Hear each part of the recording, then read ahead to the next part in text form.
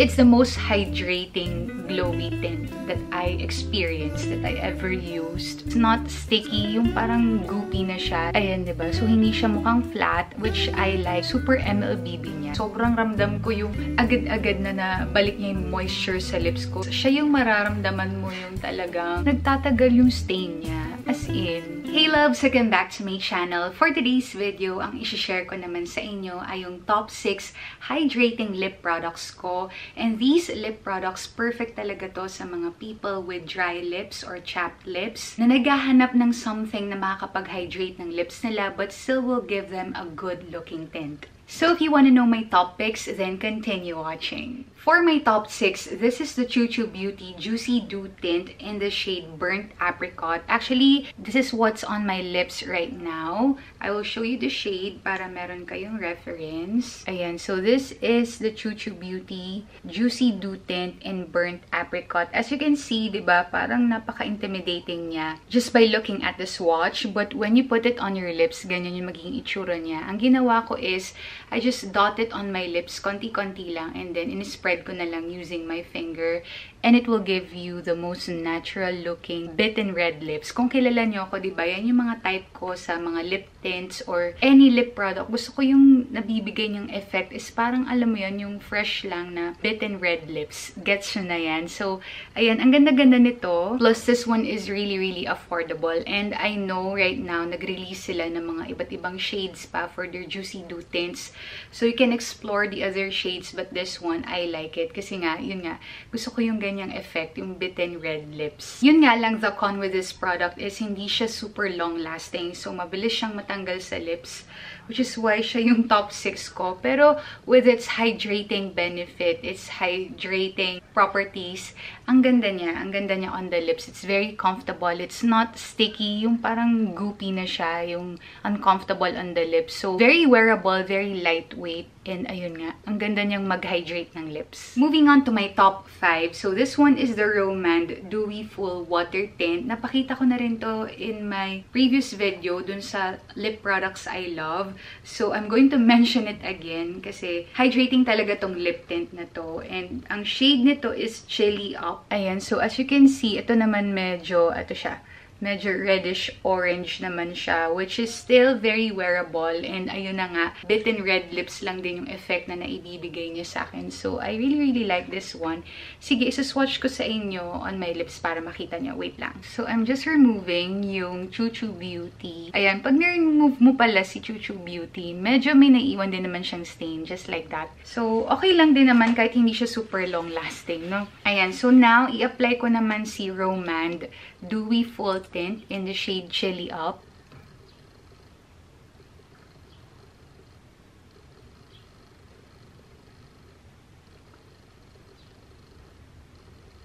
There you go. That's how it looks like. And just like with any tint, pwede nyo naman siyang timplahin. So, kung gusto nyo less pigmented, just apply it pa konti-konti lang. Tapos tap nyo lang with your finger. And ayun, ma-achieve nyo naman yung gusto nyo lang na pigment. Yan, binabawasan ko lang siya with a tissue. And there you go, diba? Ang ganda niya. It leaves you a glossy lips. Ayan, diba? So, hindi siya mukhang flat, which I like. Kasi nga, gusto ko yung parang dating niya is moisturized lips. Kasi yun yung nauuso ngayon, diba? That's what it gives and I like it. So, ito, nag-iiwan din siya ng tint. Medyo ano lang siya, mas long-lasting siya kay Choo Choo, pero hindi rin siya super long-lasting, if you get what I mean. So, medyo lamang lang siya kay Choo Choo Beauty sa long-lasting power niya. Pero, yan, that's what it looks like, diba? Medyo may pagka-orange siya. So, very perfect to sa mga may fair skin. So, kung gusto nyo talagang ma-achieve yung parang fresh-looking tint, this shade, ma-recommend ko sa inyo. Chili Up. Ayun yung shade niya. Okay, so I'm removing yung Romand na tint. Ayan, diba? So, nagtitint na siya sa aking lips. Alright, so moving on to my top 4. Top 4 na agad tayo. And kung gusto niyo naman yung natural shade lang, like an MLBB shade, ito naman yung para sa inyo. This one is the Peri Pera Water Bear Tint. And it's in the shade 06, Softly Brown. Ito, napakita ko na rin siya dun sa same video na yon, yung lip products I love. I'm just gonna put the card up here para kung gusto niyo panoorin yung video na yon after nito, you can go ahead and watch that later on. So, ito naman yung shade niya, yun. Medyo may pagka-nude na to. Yan, ito. So, talagang pinkish nude na siya, which will give you an ML Baby shade. I'll show you. Sobrang sarap ng pagka-hydrating niya.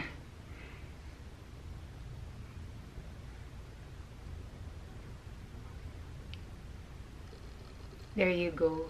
Medyo mapula-pula pa rin yung lips ko. I swear, kapag ito lang talaga yung ginamit ko, super MLBB niya. Just right now, kasi syempre may mga in-apply akong tints before this one. Medyo nag-stain kasi siya. Pero, if this alone, may kita nyo talaga, mas ma-appreciate nyo yung pagka-nudish pink niya, which I really like. And ito, ibang klaseng nourishing properties niya. Sobrang ramdam ko yung agad-agad na balik niya yung moisture sa lips ko. So, perfect to kapag lalo na you're going to a place that's really cold and yung mga, kunyari, punta kayo sa isang country na winter ang season. So, ito yung mga dalhin nyo na products kasi ito talagang kakailanganin nyo. May iwasan nyo yung pagkakaroon ng dry lips or yung as in nagbibitak-bitak na siya kasi ganoon naman talaga pag sobrang lamig. So, kailangan your lip product is really nourishing, moisturizing para ma-prevent nyo yung pagkakaroon ng ganong lips. Okay, so as I remove this tint, yung next na ipapakita ko sa inyo is different from the rest. Kasi siya yung parang naka-lipstick packaging. Hindi siya yung parang tint packaging, diba? Yung may wand or what.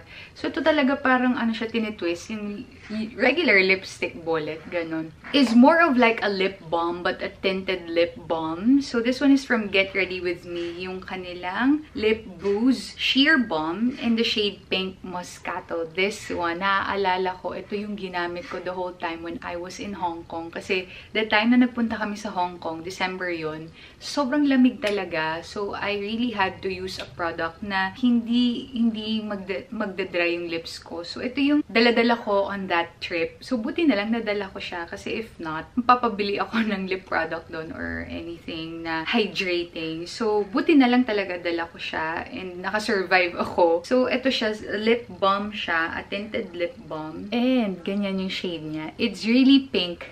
Kung kayo mahilig kayo sa pink shades, pink tones. So, ayan, magugustuhan nyo si Pink Moscato. And ang gusto ko sa kanya, sobrang dali niyang i-apply. Kahit alam mo naglalakad ka, kahit hindi ka nagsasalamin, you can apply it easily. Kahit na ganyan yung ano niya, yung shape nung kanyang lip product, di ba pabilog siya? Literal na lip balm. Ang dali-dali niyang i-apply. And ito yung pagka-hydrating niya, ibang klase rin. Sobra, it's going to stay for a very long time. Yung pagka-hydrating niya, ramdam mo siya hanggang ilang hours. So, you don't really have to reapply every now and then unless talagang kakain ka or pupunasan mo yung lips mo. So, you have to reapply. Pero kung hindi naman, it's really long-lasting. Plus, kahit na lip balm siya, sheer lip balm to be exact, nagtatagal yung stain niya. As in, and yun yung selling factor niya. For me, that's why it's my top 3. Na-mention ko ba? This is my top 3. Tapos, ang bango pa niya, parang may amoy siyang vanilla. Parang ganon. Sweet yung scent niya. So, bonus na rin yun. Kasi parang ang yummy-yummy niya, diba? So, ayun. Gustong-gusto ko talaga tong lip balm na to from Get Ready With Me. And I plan to buy other shades. Pero right now, na-enjoy ko talaga yung Pink Moscato because mahilig ako sa mga pink shades when it comes to lip products. This one talaga, kung hindi nyo pa natatry, you must try this one. Ayan, diba? So, nag-iiwan din naman ng tint si Get Ready With Me. Kahit na lip balm lang siya, diba? Okay, so we are down to our top 2. So, my top 2 product is from Izzy. Izzy na lang, diba? Hindi na siya Izzy & Co. But I still have the older packaging. So, this one is their Hydra Gloss in the shade Baywatch. You know what?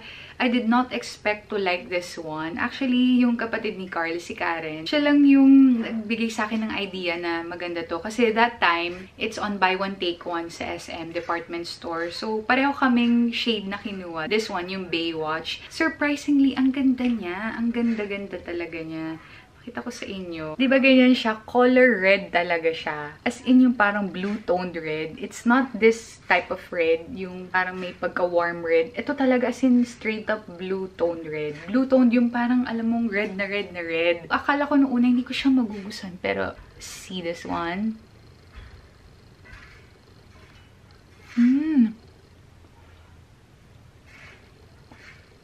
Usually, sa ilalim na lip ko lang siya ina-apply muna tapos ini-spread ko na lang para ma-control ko rin yung or ma-achieve ko yung gusto kong pigment. But look at that.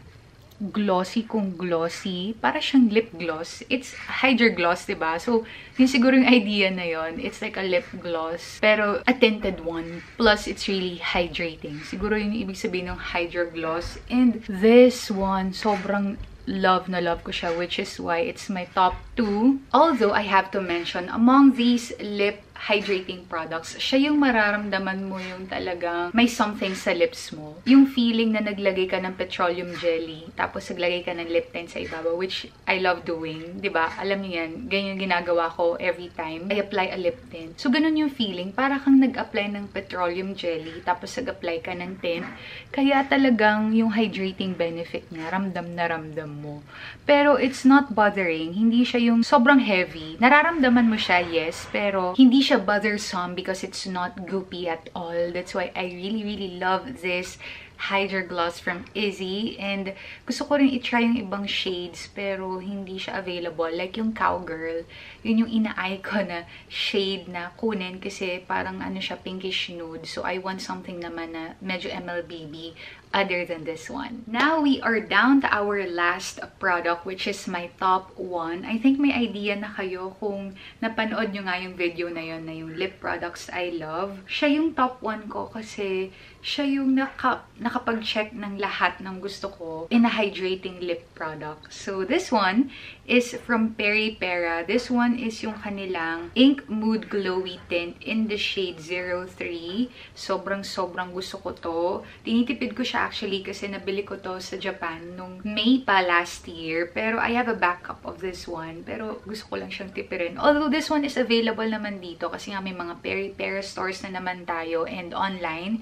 Pero gusto ko lang siyang tipirin kasi medyo mahal siya for a lip product. But I don't mind kasi sobrang ganda talaga nito. Ayan yung shade niya. So para siyang rosy nude color which really complements the color of my lips.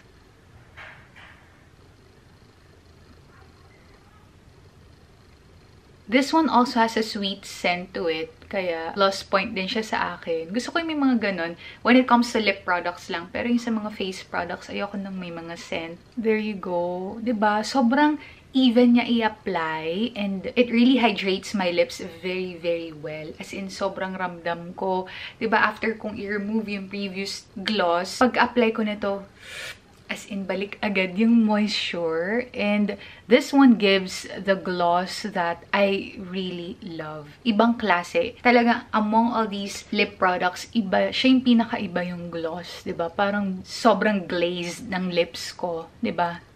Ayun, no, parang glazed siya, if you get what I mean. And this one is long-lasting as well. Kahit na ano siya, glossy tint, nagtatagal talaga yung tint niya. Kasi di ba yung mga yung ibang products, kapag ka glossy, mabilis siyang mawala. Just like yun nga, yung Choo Choo and yung Roman, mabilis mawala yung tint nila. Pero this one, in fairness, talaga nagtatagal yung tint niya. If you don't like something na super glazed yung lips, you can always dab your lips with a tissue para mabawasan. So, ayan. Kung gusto niyo mabawasan siya, ayan, no? 'Di ba? Pero, you will still see the glow or the gloss in it. Pero, hindi siya sobra, 'di ba? So, kung kayo medyo ayaw nyo ng super glossy or glowy, ayan, pwede nyo i-dab with the tissue para mabawasan siya. Pero, yan, sobrang ganda ng product na to. Kaya, it was viral for a reason. Parang nag-viral siya last year na hindi ko alam na viral pala siya. Nagulat na lang ako kasi as I was scrolling through TikTok or YouTube yata nun, nakita ko ang dami nga nag-rave about this lip product. Tapos, saktong kabibili ko lang no, nung nasa Japan kami. I didn't know it was viral.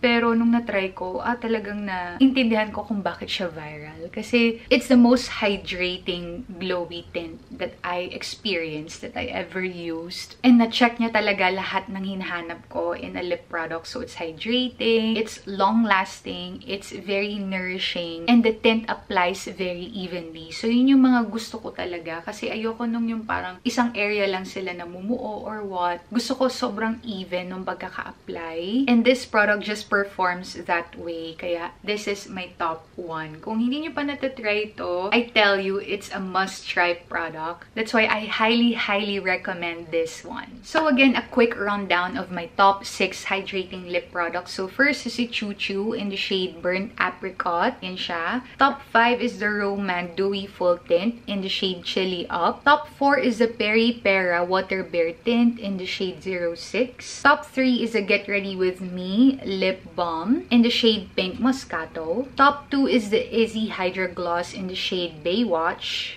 And my top 1 is the Peri Pera Ink Mood Glowy Tint in the shade 03. So those are my top 6 hydrating lip products. So there we have it. Those are my top 6 hydrating lip products. So let me know in the comments which among these would you most likely try. Let me know in the comments. I'm interested to know. But lahat ng to talagang ma-recommend ko sa inyo kasi tried and tested ko na sila in different weather or in different climates. Kasi yung iba na try ko na nga nung nagpunta ako sa isang malamig na country. So ma-recommend ko talaga siya if ever na yun talaga pupunta rin kayo sa isang place na malamig. So I hope na nakatulong sa inyo to na makapili kasi I know it can really get overwhelming sa lahat ng naglalabasan na products. So nakaka-overwhelm talaga which one to pick and which one is really worth trying. I hope you enjoyed today's video. Sana nagustuhan nyo to and let me know what you want to see next in our channel. Thank you so much for watching and I'll see you on the next one.